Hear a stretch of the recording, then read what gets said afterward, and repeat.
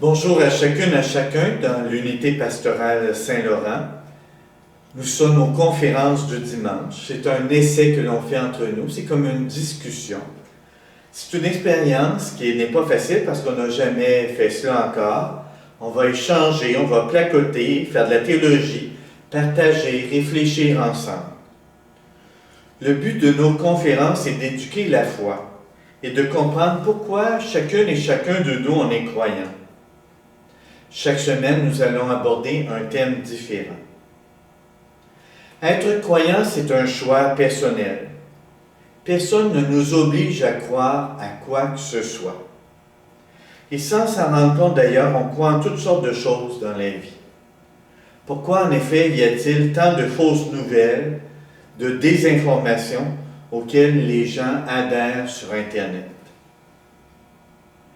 Alors on sait qu'on a à être prudent, à ne pas croire n'importe quoi. Mais être prudent, ce n'est pas être frileux. Cela demande tout de même une certaine exploration des choses, d'entrer dans une aventure. La foi demande que l'on s'engage sur un chemin. Avoir foi, c'est être de bonne foi et s'ouvrir aux forces de Dieu pour baigner dans sa grâce. S'ouvrir au monde spirituel, ce n'est pas obtenir toutes les réponses et toutes les interrogations de la vie, mais c'est plutôt prendre appui sur un monde invisible à nos côtés, qui est prêt à nous guider, qui est prêt à nous donner des signes, des enseignements. La Bible, c'est un enseignement, une source spirituelle, pour parvenir sur l'autre rive de cette vie, où est le monde de Jésus, le royaume de Dieu. Et cela, alors on essaie de le faire avec le plus de grâce possible. S'ouvrir à un chemin spirituel, ce n'est pas un chemin facile pour nos contemporains, on le sait. On n'est pas dans la période la plus spirituelle de l'histoire. On a peur de se tromper, mais laissons-nous guider par des saints, par des personnes qui sont près de Dieu, qui ont un enseignement. Alors, c'est sûr que nous, ici, on est des pauvres, on est des petits.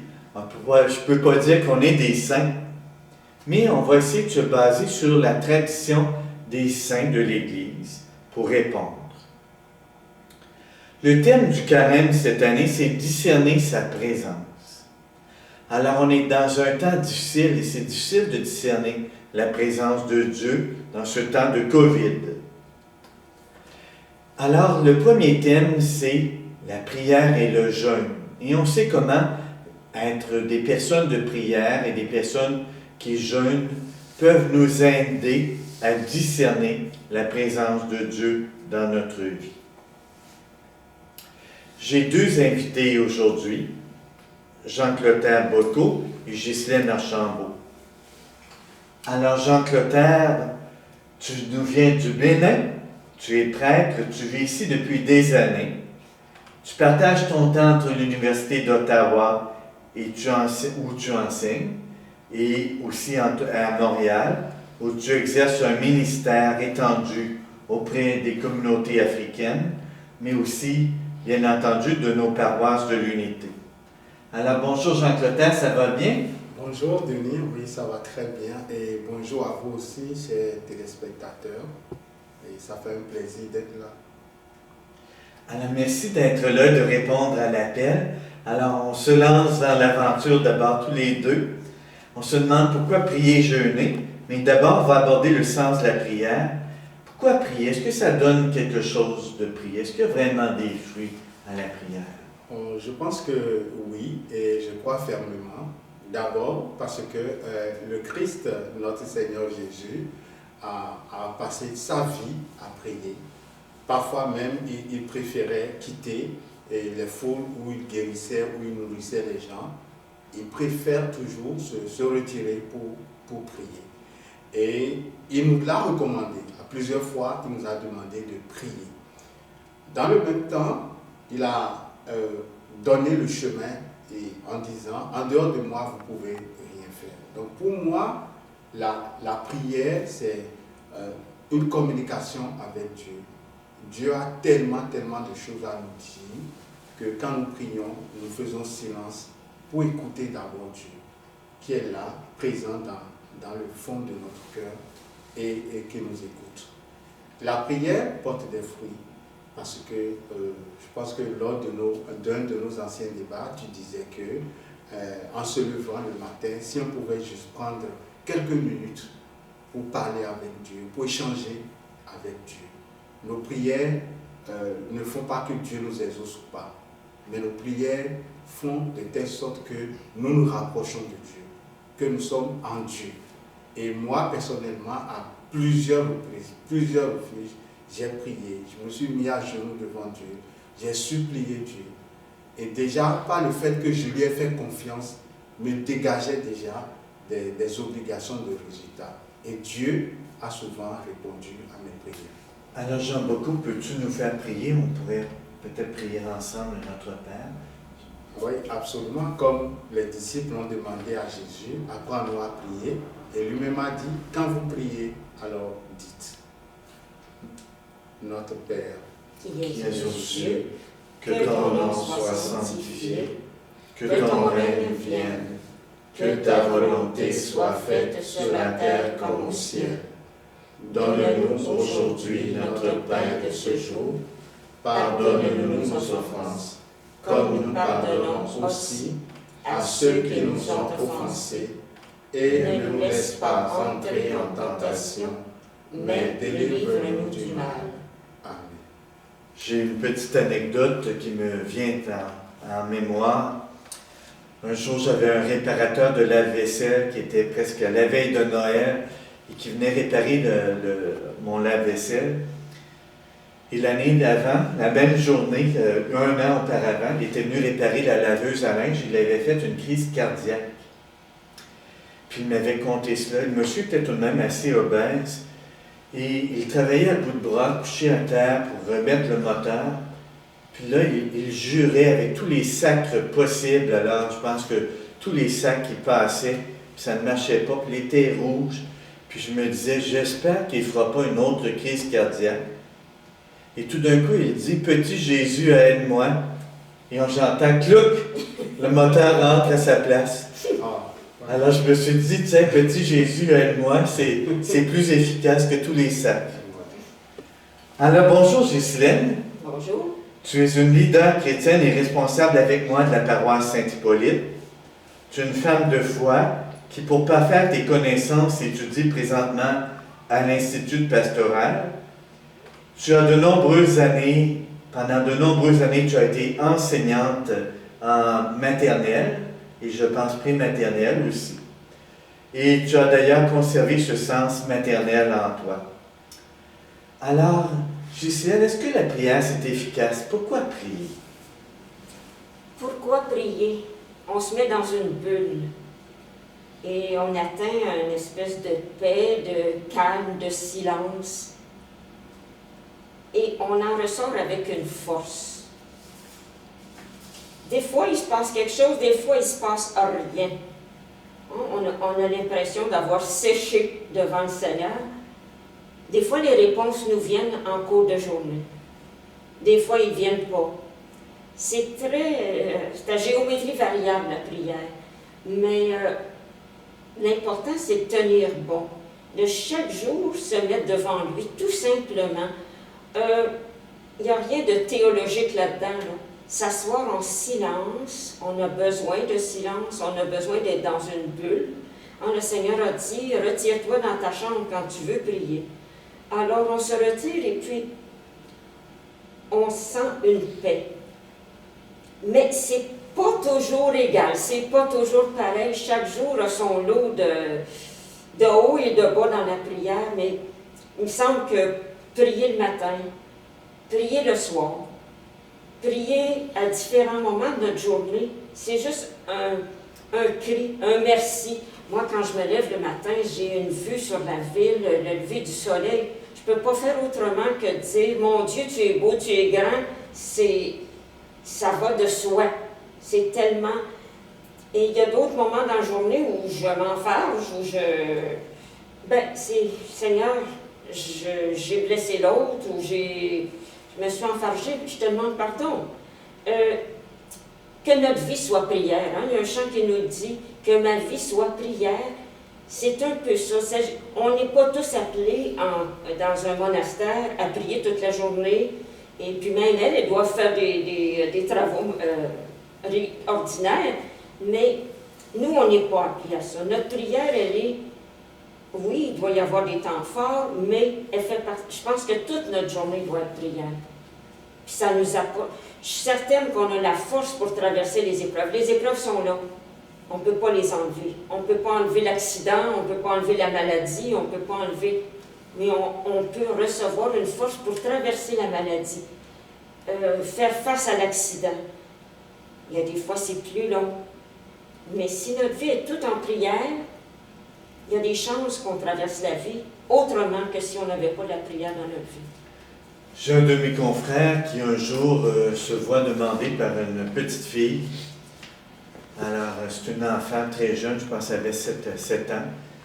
Alors, elle lui demande à quoi ça sert de prier. Puis moi, ça m'avait surpris, le prêtre s'en va répondre et dit ça sert à rien. Alors, moi, je trouve que la prière, elle peut donner des fruits extraordinaires, changer notre cœur.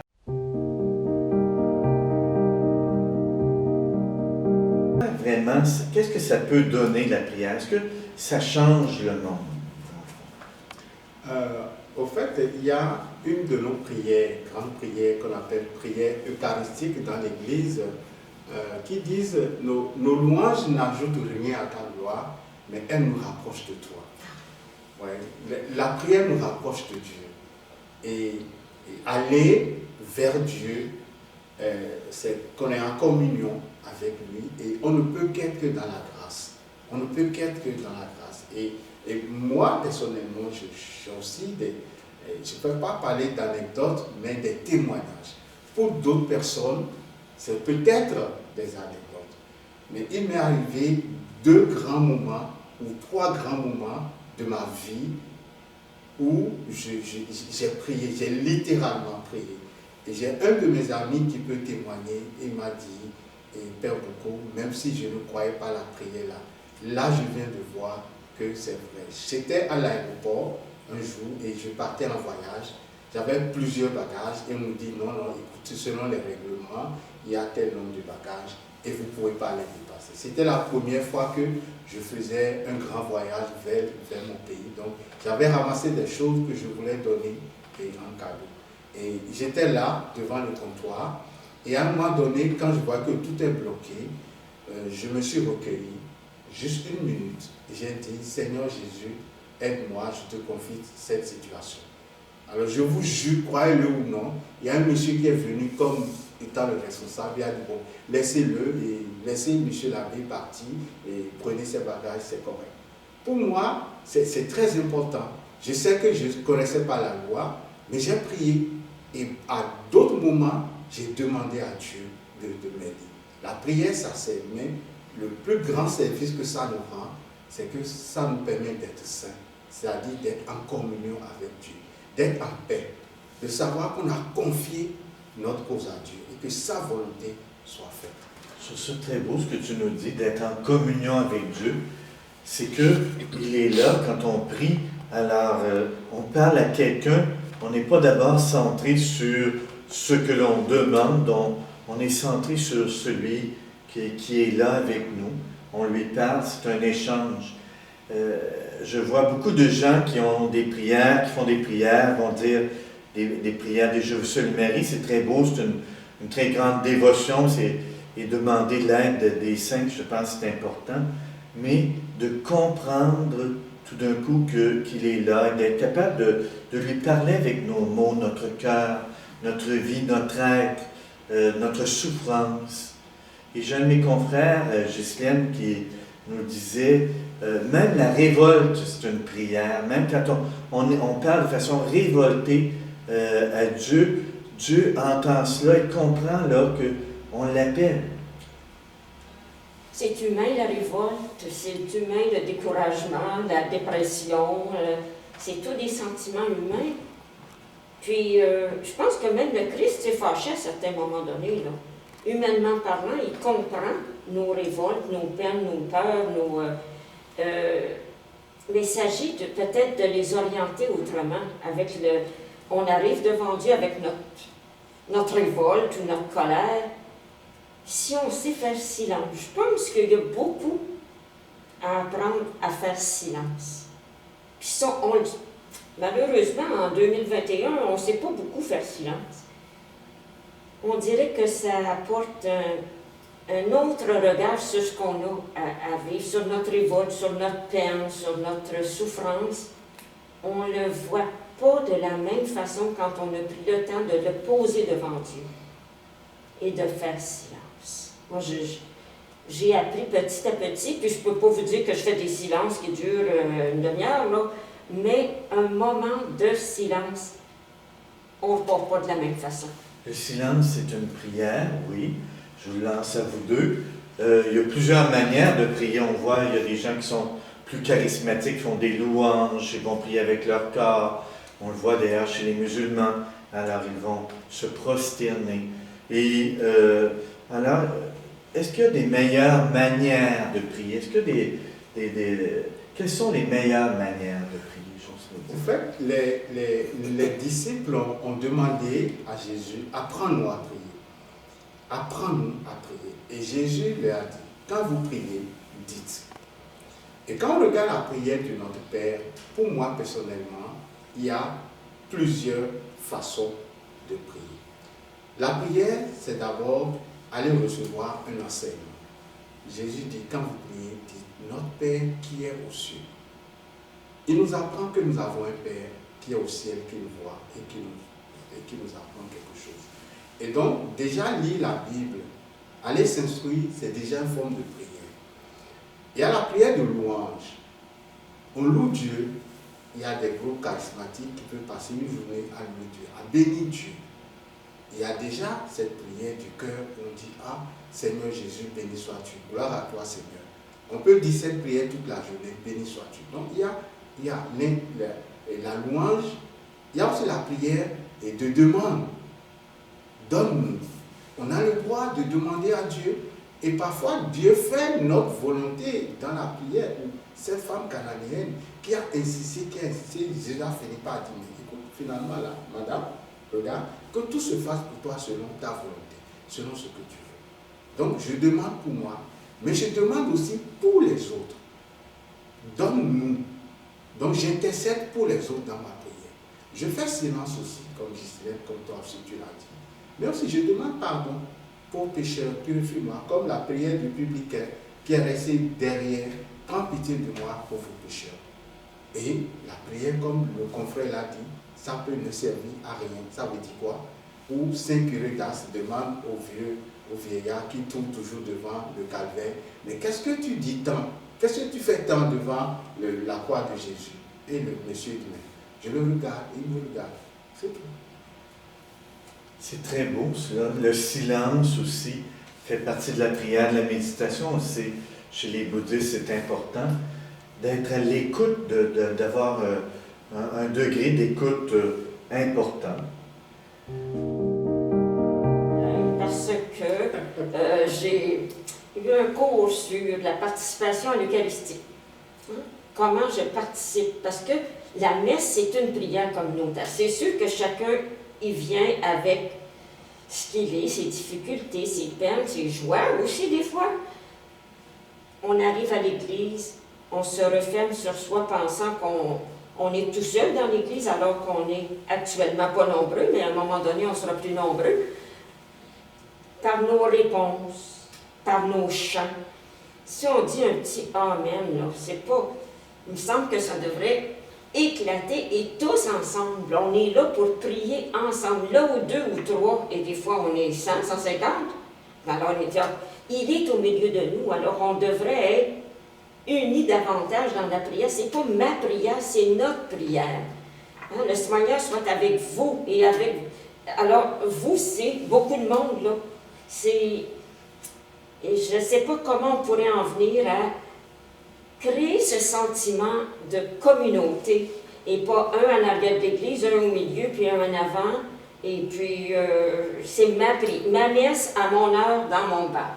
Ça, c'est un terme qui est très fort chez nous. On a peur de se mettre à côté de l'autre. Actuellement, je peux comprendre, là, avec la pandémie, mais en général, ne pas avoir peur d'être ensemble, d'être dans les premiers bancs, d'avancer. On dirait qu'ils coûtent trop cher, les premiers bancs. Ils ne veulent pas être des pharisiens, ils veulent s'asseoir en C'est arrière. peut-être pour ça, oui. Alors, je pense qu'on a du travail à faire pour prier en Église, hein, pour avoir ce sentiment d'appartenance. Puis, il me semble que c'est plus fort la prière quand on est nombreux à la faire en même temps.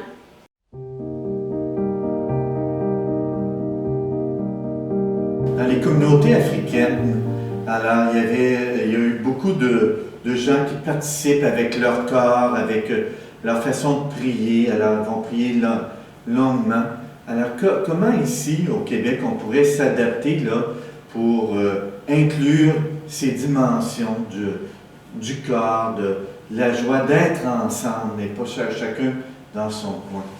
Oui, merci beaucoup. Je ne parlerai pas seulement des communautés africaines dans le gestuel au cœur de la prière, parce que déjà le roi David, dans la Bible, il était tellement content, il sautait, il dansait de joie devant l'arche de l'Alliance. Comme Thérèse d'Avila dansait la castagnette devant le Saint-Sacrement. Devant le Saint-Sacrement. Et donc, c'est important d'exprimer à Dieu, à travers la prière, nos sentiments. Moi, par exemple, si le Seigneur m'accorde une victoire, m'accorde un succès, m'accorde un miracle, je peux venir à l'église, me mettre debout devant le Saint-Sacrement et dire merci Seigneur, gloire à toi, louange à toi. Et je le fais comme dans les moments charismatiques. Il va m'arriver où je vais commettre une faute, je vais commettre une erreur, une bêtise. Je vais venir devant Dieu, je vais me mettre à genoux tranquillement, lui demander le pardon. Il peut arriver que je n'en peux plus et que je sois fatigué, je ne sais plus où me donner la tête. Je vais venir me coucher, m'abandonner devant Dieu pour dire maintenant Seigneur, c'est à toi, je ne sais plus quoi faire. Donc, les pères de l'Église aussi ont parlé du corps dans la prière. Pouvoir exprimer notre joie, notre peine dans la prière. Ça, c'est important. Mais dans le même temps, le Concile Vatican II nous a quand même dit que la participation, c'est le cœur de notre liturgie, de la liturgie. Et donc, quand nous venons à l'église, nous communions avec les autres. Il y a des moments où chacun est invité à prier pour soi, mais très souvent, on doit prier ensemble. Malheureusement, je ne sais pas pourquoi, comme tu le disais aussi, nos églises, c'est comme de l'eau qu'on verse dans une bouteille. Ça se remplit par le fond. Donc c'est par le fond que ça se remplit. Mais j'ai compris, peut-être une autre fois on va revenir là-dessus. Je comprends aussi que certaines personnes, ici au Québec, plus insistaient pour rester sur un banc. Parce qu'un jour, quelqu'un m'a dit à Saint-Germain-tout-Trône, moi ça fait 37 ans, il disait, ça fait 37 ans que je suis venu dans cette église et j'ai vécu ici avec mes grands-parents. Et c'est nous qui avons acheté ce banc. Pour moi, s'asseoir sur ce banc aujourd'hui, c'est communier avec mes parents. Donc parfois, on comprend, je comprends pourquoi les gens insistent pour rester. Les gens ne veulent pas paraître être des pharisiens, hein. Ils veulent alors aller s'asseoir dans le premier banc. Alors j'ai un de mes confrères qui un jour trouvait que tout le monde était assis à l'arrière, ce qu'il dit, à la place de dire mes chers frères et sœurs, il dit mes très chers bancs. Alors il était un peu fâché. Oui, Justine, vas-y. Si les liturgistes ont mis des temps durant la messe où on est assis, où on est debout, où on s'agenouille, où on se prosterne, ben c'est pas pour rien. Alors quand on voit des gens, les gens sont tous debout, il y en a 2, 3 qui sont à genoux. Quand on est à genoux, il y en a 2, 3, ben peut-être qui ont mal aux genoux, mais qui sont debout. S'asseoir pour écouter la parole, ça c'est un temps, on écoute mieux quand on est assis. Alors tout le monde s'assoit, mais que nos corps agissent ensemble aussi. Ça fait, je sais pas, ça fait un peu débalancé là, quand il y en a une couple qui décide de rester à genoux, d'autres qui décident de se lever, d'autres qui... Il me semble que la liturgie, elle a beaucoup à nous apprendre et puis si on ne comprend pas toujours pourquoi, peut-être qu'on peut faire des petites recherches parce qu'il y a des explications. Aujourd'hui, avec l'Internet, on peut trouver à peu près tout ce qu'on veut. Alors, Oui. comprendre pourquoi je dois m'agenouiller, pourquoi je devrais être debout, pourquoi je m'assois, déjà, c'est des gestes communautaires. Jean Clotaire. Oui, Ghislaine, tu as raison. Le Concile Vatican II, dans le décret sur la liturgie, a précisé que la beauté de la liturgie, c'est la plus grande expression de notre désir d'évangélisation. Donc, quand c'est beau et très beau, les gens regardent et puis les gens sont intéressés par ça. Je me rappelle au décès du pape Jean-Paul II, il y avait, comme toujours, des médias, un journaliste en particulier, je vais taire le nom ici, qui critiquait l'Église, qui critiquait. Mais au moment où les cardinaux entraient à la chapelle pour l'élection avec les chants graves, il a dit, mais waouh, ça, je vais le dire sincèrement, je trouve que c'est beau. Je trouve que c'est grand, ça exprime un mystère. Donc, c'est immense qu'au cœur de la liturgie, nous puissions exprimer notre foi. Mais ça ne me dérange pas aussi qu'à des moments donnés, certaines personnes soient assises, ça, alors que les gens sont debout à genoux. Ça exprime aussi la nature, la faiblesse de la nature humaine, la fragilité de chaque personne. Et c'est ce que nous vivons au cœur de la liturgie. Il y en a qui ne suivent pas. Ça, c'est humain aussi. Alors, je pense que c'est important de prier ensemble, d'être ensemble. On est le corps du Christ. Alors, on se l'est dit, alors d'être ensemble dans la prière. Et ça, c'est ce qui fait les belles liturgies. Alors, bien plus que la qualité du discours qui est tenu, c'est la qualité de l'être ensemble qui fait la beauté de la liturgie et de l'Église.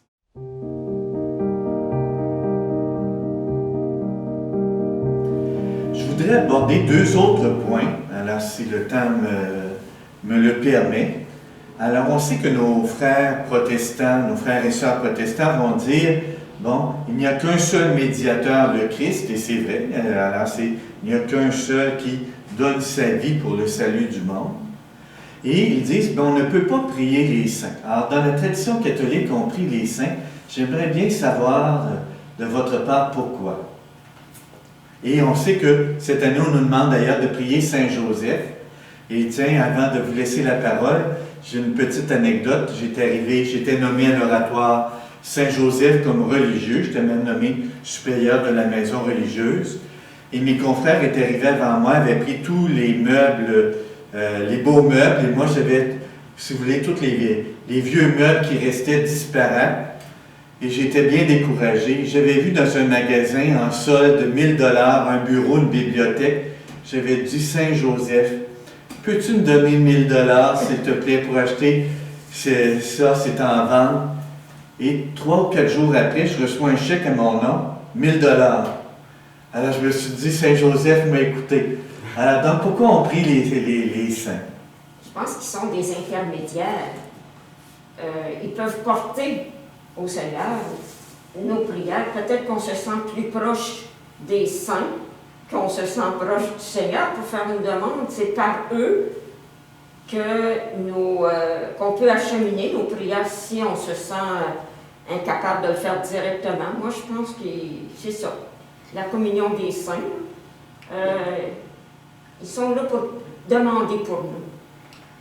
Mais oui, dans le même temps, vous seriez étonné de voir que à chaque messe, à chaque célébration, même si c'est la fête de Saint-Joseph, mais c'est la fête de Marie, l'oraison finit toujours, nous te le demandons par Jésus-Christ, ton Fils et notre Seigneur.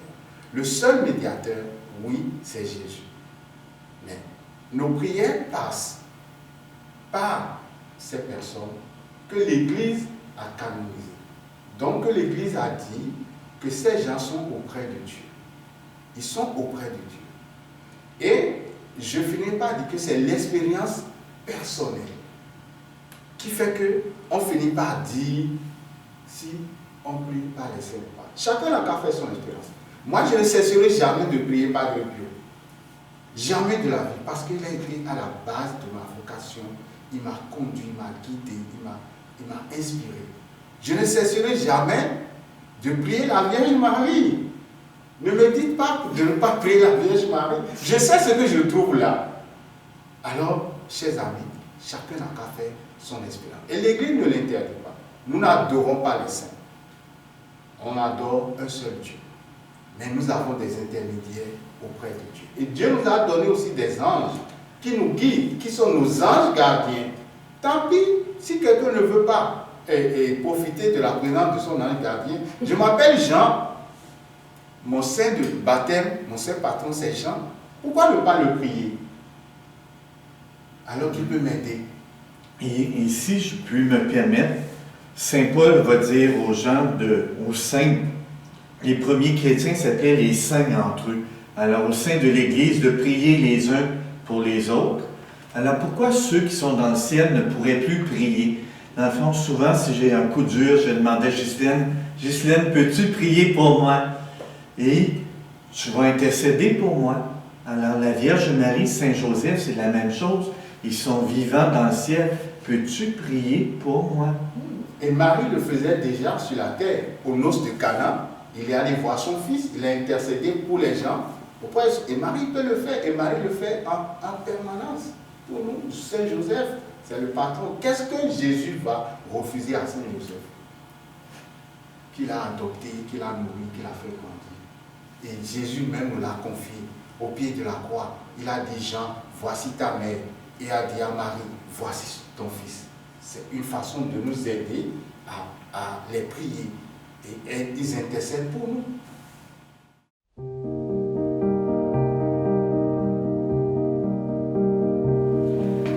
Alors, j'avais annoncé 2 sujets, mais je pense qu'on va tomber dans l'autre sujet qui est le jeûne.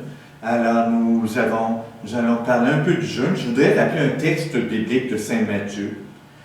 Lorsque vous jeûnez, ne prenez pas un air triste comme les hypocrites qui se rendent le visage tout défait pour montrer aux hommes qu'ils jeûnent.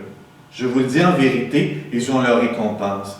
Mais quand tu jeûnes, parfume ta tête, lave ton visage, afin de ne pas montrer aux hommes que tu jeûnes, mais à ton Père qui est là, dans ce lieu secret. Ton Père te voit, lui, dans le secret, il te le rendra. Alors, c'est dans Saint Matthieu, au chapitre 6, les versets 16 à 18.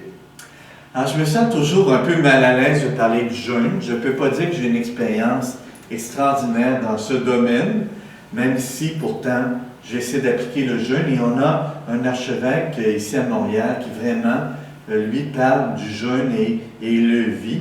Alors, je pense qu'il y a beaucoup de gens qui peuvent avoir un beau témoignage sur le jeûne. Moi, je me sens un peu rondelet. Je ne suis pas sûr que je suis la meilleure personne pour parler du jeûne.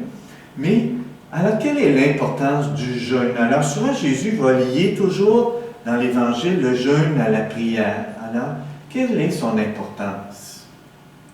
Le Christ, Jésus, nous a montré le chemin. Et déjà dans l'histoire de l'Église, à chaque grand événement, le peuple est appelé à jeûner. Jésus lui-même, au début de son ministère, est allé faire 40 jours au désert. Pour moi, c'est aussi important de voir que dans la Bible, les disciples n'avaient pas pu chasser un démon. Et le Christ est venu, il l'a chassé. Et après, les disciples ont demandé à Jésus, mais comment se fait-il que nous, on n'a pas pu? Et le Christ leur a dit, ces types de démons, ça se chasse à travers le jeûne et la prière. Le jeûne, c'est donc une privation qui nous permet d'avoir un avantage corporel, financier, physique, biologique, où notre corps se débarrasse de certains déchets, mais aussi le jeûne est pour nous un moment de nous rapprocher de Dieu. Le temps de jeûne, c'est un temps que nous prenons pour parler à Dieu, pour faire des sacrifices en réparation à certains de nos péchés, une privation. Et cette privation doit se tourner vers l'autre. Le Christ l'a dit, les disciples l'ont dit, c'est inutile de jeûner et de devoir être grognon, de devoir insulter, être désagréable vis-à-vis des autres. Mais le jeûne chrétien catholique, c'est important pour le partage. Quand je jeûne, je prie. Quand je dis, je ne veux plus regarder ma plus belle télésérie, le temps que je prends pour ne pas regarder, je consacre ce temps pour les autres. Le jeûne chrétien catholique nous demande peut-être de diminuer un repas par jour. L'argent que je n'ai pas dépensé pour mon petit déjeuner, pour mon dîner, je prends cet argent à la fin et je l'offre en partage à d'autres personnes. Ce n'est pas comme on dit, je jeûne et après je déjeune. Non. Je jeûne et je partage. Pour moi, c'est important parce que le Christ nous l'a enseigné. C'est bien pour notre corps et c'est aussi bien pour l'autre. Lorsque j'étais enfant, il y avait une dame qui aidait ma mère qui était malade et elle avait un petit-fils et la dame aimait bien jeûner les vendredis. Et son petit-fils, la voyant jeûner, lui avait dit, ben moi aussi, grand-maman, je veux jeûner. Alors elle jeûnait au pain et à l'eau. Alors elle lui donne du pain pour déjeuner, de l'eau. Il dit, ah, merci beaucoup, grand-maman. Il dit, mais maintenant que j'ai jeûné, donne-moi mon déjeuner. Alors l'importance du jeûne dans l'Église et pour nous, qu'est-ce que c'est pour toi, Justine? Le jeûne de la nourriture, c'est une chose, mais il y a tellement d'autres choses dont on peut se priver. Jeûner, faire jeûner sa langue. La langue, Saint Paul nous dit là, que c'est quelque chose qui peut nous tuer, spirituellement parlant. Alors on peut faire jeûner sa langue, on peut faire jeûner ses yeux en ne regardant pas, comme tu disais tantôt, Jean Clotaire, une série qu'on adore. On peut faire plein de jeûnes, mais pas un jeûne pour un jeûne, pas un jeûne juste pour maigrir ou un jeûne pour faire comme tout le monde ou pour se purifier. Il faut qu'il y ait un sens à ça. Alors, en se privant, de se laisser remplir par le Seigneur, qui comble ce vide, ce manque. On est privé d'eux et il peut le combler. Mais si on se prive et c'est tellement souffrant et c'est tellement dérangeant, je ne suis pas sûre que c'est le jeûne qu'il faut adopter parce que préoccupé par le fait de se priver, assez pour ne plus être apte à vivre autre chose, je ne pense pas que ce soit ça qui nous soit demandé. Peut-être demander aussi la grâce de nous faire voir de quoi on pourrait se priver durant le carême. Des fois, on ne trouve pas tout seul, alors peut-être qu'il y a une inspiration qui peut nous venir. Ben moi, tiens, cette année, je vais me priver de telle chose. Mais c'est l'esprit dans lequel on vit le jeûne qui est important, et non pas, je pense, le jeûne en lui-même. Somme toute, il y a des bonnes façons de jeûner, il y a des bonnes façons de prier, il y a des mauvaises façons de jeûner, certainement, des mauvaises façons de prier. Je pense se rendre malade à se priver, c'est pas une bonne façon de jeûner. Non. L'essentiel, c'est toujours de faire les choses pour Dieu. Et moi, ce qui me frappe, c'est beaucoup de dire, bien, fais-le dans la joie, fais-le avec le sourire, parfume-toi la tête et l'air joyeux. Et je pense que c'est cela l'important, c'est qu'on fait les choses avec Dieu. Et je pense, et non pas sans Dieu. Et on ne jeûne pas pour nous, somme toute. On se prive pour être capable d'avoir un esprit qui est libre pour rencontrer Dieu, qui n'est pas pris par toutes les richesses et les convoitises du monde. On essaie de s'oublier un peu pour découvrir l'essentiel. Oui, nous sommes maintenant en temps de pandémie et on parle de confinement. nous sommes privés d'aller voir les autres, d'aller chez les autres, de faire ce que nous aimons. Mais ce jeûne, cette privation peut se transformer, comme Ghislaine, tu le dis, en quelque chose de plus beau. En étant confiné, on peut retrouver Dieu à l'intérieur. On peut aller chercher Dieu et parler avec Dieu. Donc, ce confinement n'est plus donc une solitude plate, mais c'est une solitude avec Dieu à l'intérieur. Donc, comme vous le dites, c'est important que ce jeûne, cette privation soit positive, soit rendue meilleure pour chacun en allant chercher Dieu dans toutes sortes de privations.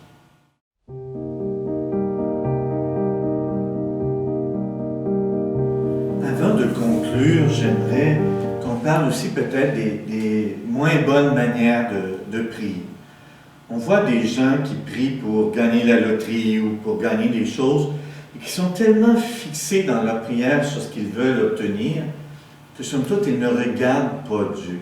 Alors, quel conseil vous leur donneriez à ces personnes, dans le fond, de quelle manière leur prière peut devenir meilleure?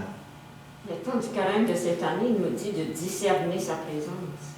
Alors peut-être qu'il faudrait s'arrêter pour discerner si notre prière est dans l'axe de recommander, l'axe qu'on devrait avoir dans notre prière. Je pense qu'on est tous assez quand même intelligents là, pour découvrir par nous autres mêmes ou par la grâce de l'Esprit Saint que ça n'a pas de bon sens de demander ça. C'est matériel, oui, on peut demander des choses matérielles, mais des choses qui ont de l'allure. Je veux dire, c'est sûr, une famille qui a des problèmes financiers pour nourrir la famille, ben oui, de demander de l'argent pour gagner des sous pour être capable de nourrir la famille, mais quand c'est pour gagner la loterie puis avoir des millions, puis on sait que c'est pas dans les... à moins qu'on veuille le gagner pour le partager, mais c'est pas, habituellement, c'est pas ça qui arrive. Si on dit toujours en finissant que cependant que ta volonté soit faite, peut-être que ça lui donne un autre... C'est ça, parce que Jésus disait, moi je me nourris d'une autre nourriture. Hein? Quand les gens le voyaient qu'il ne mangeait pas, il disait, je me nourris d'une autre nourriture, hein, de faire la volonté de mon Père. Somme toute, il y a de se nourrir aussi de la parole qui vient de Dieu. Et je pense que c'est important. Je vous remercie à tous les deux d'avoir participé. Alors, je pense qu'on a réussi à bien faire ça. Je ne sais pas qu'est-ce que ça va donner au montage. On veut vous saluer. Si jamais vous aviez des questions, envoyez-nous vos questions d'une manière ou d'une autre. On peut essayer de répondre à travers ces conférences du carême. Et je voudrais conclure de la manière suivante. La prière et le jeûne peuvent nous aider à trouver Dieu dans notre vie. Saint Alphonse de Liguori, le saint du siècle des Lumières, disait qu'on se sauve en priant et qu'on se perd, somme toute, en ne priant pas. Parce que la prière, qu'est-ce que c'est? C'est une rencontre de Dieu, c'est-à-dire prendre le temps d'être ami avec lui et de le laisser nous parler au cœur et aussi de lui parler, de parler à son cœur. On s'est dit que la prière communautaire, c'est quelque chose de merveilleux si on est un seul corps ensemble, et c'est ce qui fait la beauté de cette prière. Et on s'est dit aussi qu'on peut mal prier si on est trop fixé sur nous-mêmes, sur ce que l'on veut, sur notre volonté, qu'il faut s'abandonner à la volonté de Dieu. Et il faut le rencontrer, lui, avoir un regard qui est tourné vers Dieu. Et c'est cela, la prière, c'est une rencontre. Et je vous souhaite, en ce temps de carême, des rencontres merveilleuses avec le Seigneur, de discerner sa présence dans votre vie. Il nous libère, il nous exauce, il est avec nous. Bonne semaine.